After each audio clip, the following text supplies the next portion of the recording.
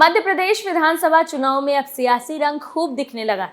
BJP की तरफ से गृह मंत्री अमित शाह से लेकर रक्षा मंत्री राजनाथ सिंह खुद इस मैदान में उतर चुके हैं। ऐसे में कांग्रेस के प्रत्याशी ने कुछ ऐसा कर दिया जिसकी चर्चा चारों तरफ हो रही है। वहीं दूसरी तरफ लगातार एजेंसियों के हाथ कुबेर का खजाना भी लग रहा है। मध्य प्रदेश में लगातार बदलते सियासी समीकरणों से जुड़ी तमाम बड़ी खबरों के साथ मैं सबा शाहिद शेख एक बार फिर से आप सभी का हमारे खास प्रोग्राम एमपी करण में स्वागत करती हूं। खबरों को विस्तार से जानने से पहले एक नजर आज की सुर्खियों पर। एमपी में दिलचस्प हुई राजनीति। राजनाथ सिंह अमित शाह के चुनावी दौरे ने बढ़ाया सियासी पारा। कांग्रेस प्रत्याशी की हरकत देख सब हैरान। सीएम शिवराज के घर पहुंचा वोट मांगने। चुनाव लड़ने का गजब जुनून। करोड़ों की नौकरी छोड़ अमेरिका से आया युवक गली गली में मांग रहा वोट। चुनाव से पहले एजेंसियों का जबरदस्त एक्शन। पुलिस और जीआरपी ने पकड़ी लाखों की नकदी।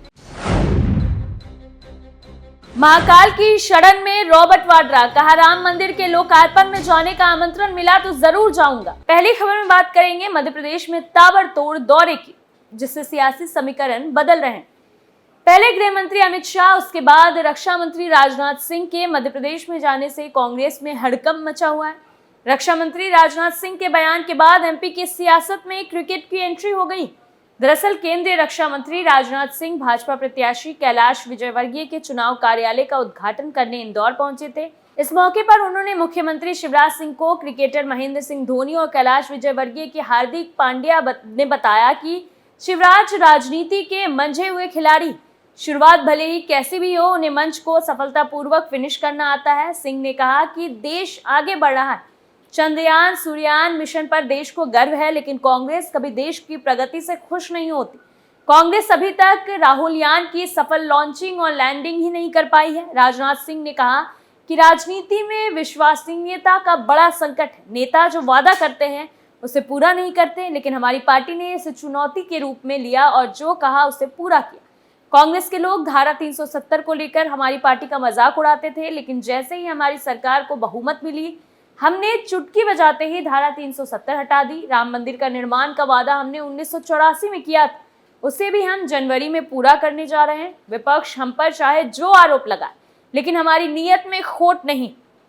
सिंह ने कहा कि टिकट कटते हैं तो कार्यकर्ता को तकलीफ होती है, लेकिन हमें ध्यान रखना चाहिए कि हम राजनीति सरकार बनाने के लिए नहीं, देश बनाने के लिए कर रहे हैं। कार्यकर्ता का परिश्रम और जनता का विश्वास फिर मध्य प्रदेश में सरकार बनाने के लिए काफी है। सभा में भाजपा प्रत्याशी कैलाश विजयवर्गीय ने कहा कि ये विधानसभा प्रदेश में नई पहचान बनाएगी।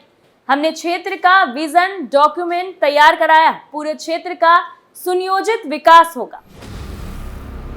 दूसरी खबर में बात करेंगे उस कांग्रेस प्रत्याशी की जो वोट मांगने के लिए सीएम शिवराज के घर ही पहुंच गया। दरअसल मध्य प्रदेश के सीहोर की राजनीति में एक अनोखा दृश्य देखने को मिला। जिले की बुदनी विधानसभा से कांग्रेस प्रत्याशी विक्रम मस्तलाल जैत गांव में अपने चुनाव प्रचार के दौरान प्रतिद्वंदी मुख्यमंत्री शिवराज सिंह चौहान के घर पहुंच गए। कांग्रेस प्रत्याशी ने बीजेपी उम्मीदवार शिवराज के भाई नरेंद्र सिंह चौहान ने परिवार के लोगों से मुलाकात की। चुनावी प्रचार के दौरान विक्रम मस्तलाल के इस कदम से कई लोग हैरत में पड़ गए। दरअसल बीजेपी ने 2023 के विधानसभा चुनाव में मुख्यमंत्री शिवराज सिंह चौहान को बुदनी से अपना उम्मीदवार बनाया है। शिवराज के सामने कांग्रेस ने टीवी एक्टर विक्रम मस्ताल को चुनावी मैदान में उतारा है, लेकिन बुदनी विधानसभा में आने वाले गृहग्राम जैत में उस समय लोग हैरत में आ गए जब कांग्रेस प्रत्याशी विक्रम मस्ताल चुनाव प्रचार के दौरान वोट मांगने सीएम शिवराज के घर पहुंच गए। सीएम शिवराज के भाई और परिवार के लोगों ने मेहमान की तरह कांग्रेस प्रत्याशी मस्ताल को सम्मान दिया और घर में बिठाया।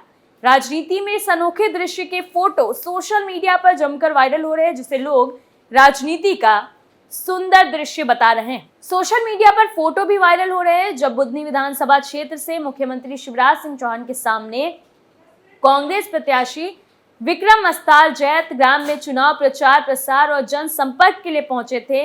इस दौरान वो सीएम शिवराज के घर भी पहुंचे और उनके भाई नरेंद्र चौहान परिवार के लोगों से मुलाकात की। आपको बता दें कि इससे पहले 2018 में कांग्रेस के वरिष्ठ नेता पूर्व मुख्यमंत्री दिग्विजय सिंह की नर्मदा परिक्रमा यात्रा मुख्यमंत्री शिवराज सिंह चौहान के गृहग्राम जैत पहुंची थी।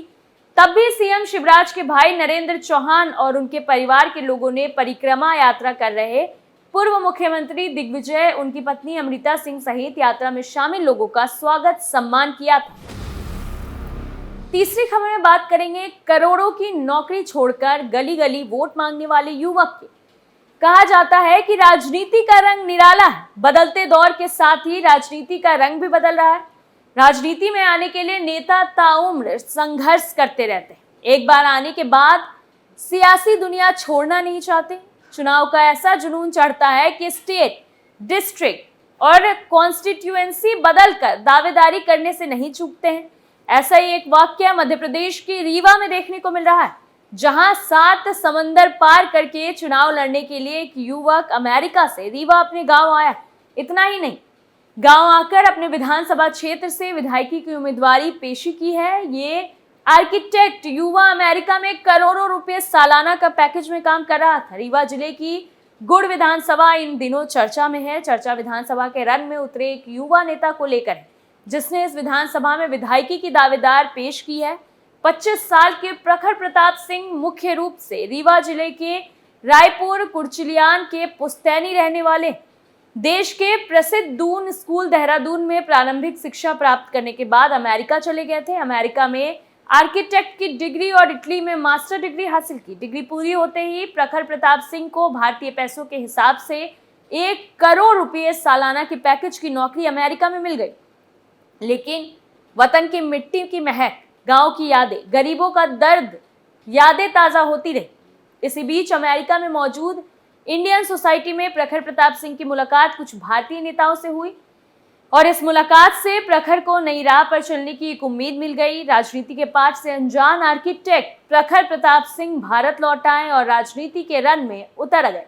गुड़ विधानसभा सीट से उम्मीदवारी कर जनता की सेवा करने का मजबूत इरादा कर लिया। इससे पहले प्रखर प्रताप सिंह के घराने से कोई भी राजनीति में नहीं गया था। प्रखर प्रताप सिंह के जुनून को देखकर आम आदमी पार्टी ने अपना प्रत्याशी बनाया है।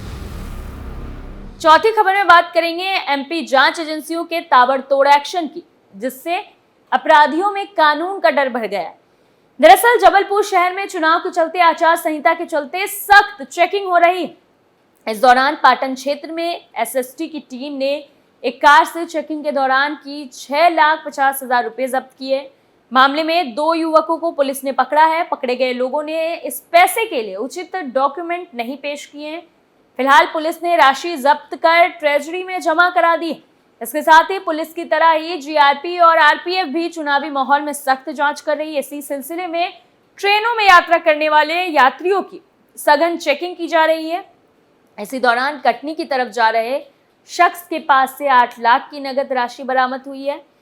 पुलिस ने राशि को जब्त कर व्यक्ति को हिरासत में ले लिया। जीआरपी और आरपीएफ की टीम को मुखबिर से सूचना मिली कि कटनी की तरफ से एक व्यक्ति बैग में रुपये लेकर आ रहा है। सूचना पर एक्शन लेते हुए जीआरपी और आरपीएफ की टीम ने जबलपुर के प्लेटफॉर्म नंबर 2 और 3 बीच में राजेश कुमार गर्ग नाम के व्यक्ति का बैग चेक किया। इसमें 9,70,000 रुपये पुलिस को मिले। जब राजेश कुमार से रुपयों के संबंध में दस्तावेज मांगे गए तो युवक कोई भी डॉक्यूमेंट्स नहीं दिखा सका।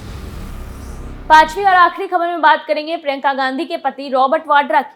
दरअसल भारतीय राष्ट्रीय कांग्रेस की राष्ट्रीय महासचिव प्रियंका गांधी के पति और मशहूर उद्योगपति रॉबर्ट वाड्रा विश्व प्रसिद्ध बाबा महाकाल के दरबार में दर्शन करने पहुंचे, जहां उन्होंने देशवासियों की सुख शांति का कामना की।